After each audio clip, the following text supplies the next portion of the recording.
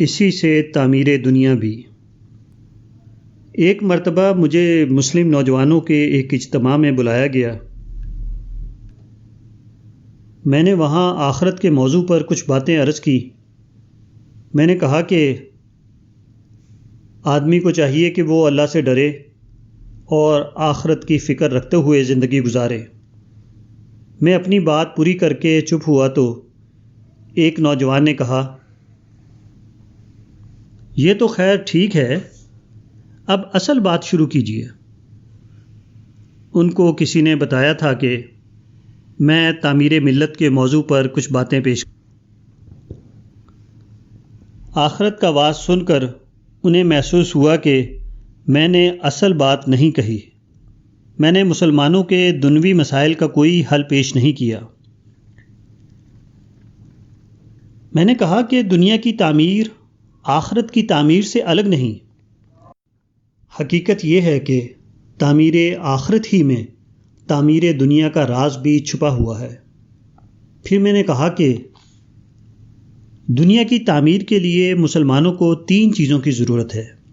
ایک یہ کہ وہ ایک باشعور قوم بنے، دوسرا یہ کہ انہیں اقتصادی خوشحالی حاصل ہو، تیسرا یہ کہ وہ ایک طاقتور قوم ہو، اور یہ تینوں چیزیں آخرت کے عقیدے سے کمال درجے میں حاصل ہوتی ہیں۔ آخرت کا عقیدہ انسانی شعور کو بیدار کرنے کے لیے سب سے زیادہ کامیاب تدبیر ہے۔ آخرت پسندی کا مطلب یہ ہے کہ آدمی غیبی حقیقتوں کے بارے میں حد درجہ حساس ہو جائے۔ جس آدمی کا شعور اتنا بیدار ہو کہ وہ نہ دکھائی دینے والی چیزوں کو دیکھنے لگے، وہ دکھائی دینے والی چیزوں کو اور بھی زیادہ دیکھنے والا بن جائے گا۔ آخرت کوئی رسمی عقیدہ نہیں، وہ انسان کے شعور کو آخری حد تک جگا دینے والی سب سے بڑی انقلابی تدبیر ہے۔ آخرت کے عقیدے سے سنجیدگی اور احتیاط پیدا ہوتی ہے۔ یہ عقیدہ آدمی کو سوچنے والا اور حقیقت پسند انسان بناتا ہے۔ ایسا آدمی ہر معاملے کو اس کے انجام کے اعتبار سے دیکھتا ہے۔ وہ چیزوں کو ان کی اصلیت اور واقعیت کے اعتبار سے جانچنے لگتا ہے، نہ کہ محض ان کی ظاہری صورت کے اعتبار سے۔ یہ باتیں جس کے اندر پیدا ہو جائیں، وہ سب سے زیادہ باشعور انسان بن جاتا ہے۔ وہ دنیا سے لے کر آخرت تک تمام چیزوں کو خدائی نظر سے دیکھنے لگتا ہے۔ اس کی بہترین واقعاتی مثال صحابہ اکرام کا گروہ ہے۔ انہوں نے مشکل ترین حالات میں دعوت اسلامی کے کام کو منظم کیا اور قدیم آباد دنیا کے بڑے حصے کو نہ صرف مسلمان بنایا بلکہ ان کی زبان اور تہذیب تک کو بدل ڈالا۔ یہ سب کام وہ کبھی نہیں کر سکتے تھے اگر وہ شعور کی اعلیٰ سطح پر نہ پہنچ گئے ہوتے۔ اقتصادی ترقی ہمیشہ 2 چیزوں کا نتیجہ ہوتی ہے، محنت اور دیانتداری، اور آخرت کے عقیدے سے یہ دونوں چیزیں کمال درجے میں پیدا ہوتی ہیں۔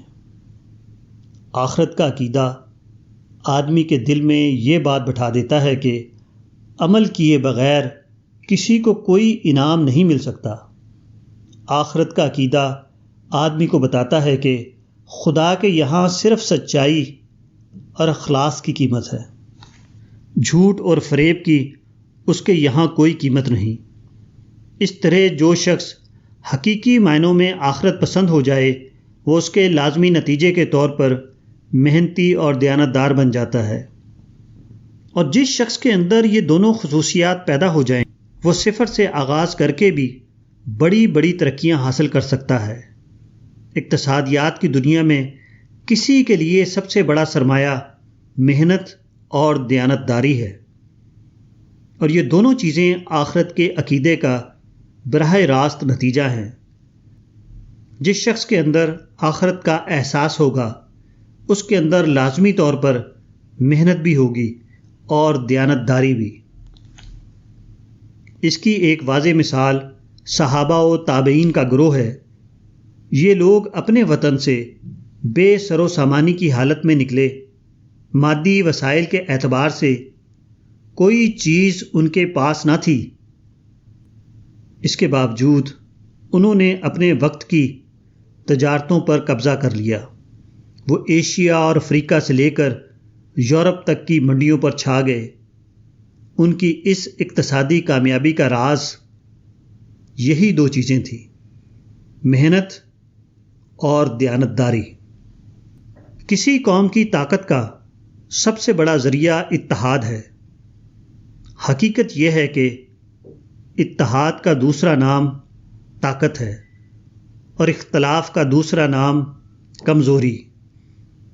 کسی گروہ کے افراد میں جب اتحاد ٹوٹتا ہے تو اس کی وجہ کیا ہوتی ہے؟